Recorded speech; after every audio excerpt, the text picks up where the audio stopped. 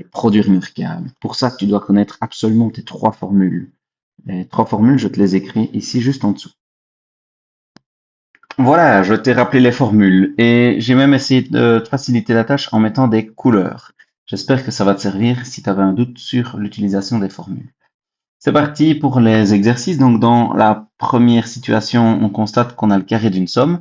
Donc, tu appliques la première formule, tu fais le premier terme qui est 5c que tu mets au carré, plus le double produit, donc 2 fois le premier terme, c'est 5c, fois le deuxième terme, c'est 3b, plus le carré du deuxième terme, donc le carré de 3b.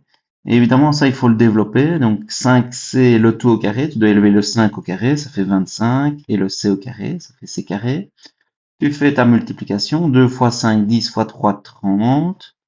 Et c fois b, ça fait bc, on remet les lettres dans l'ordre alphabétique.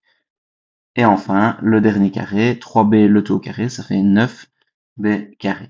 Évidemment, si tu arrives à trouver directement la deuxième ligne, tu peux le faire, ça ne pose aucun problème. Je m'attaque au deuxième exercice, où là tu reconnais un produit de deux binômes conjugués.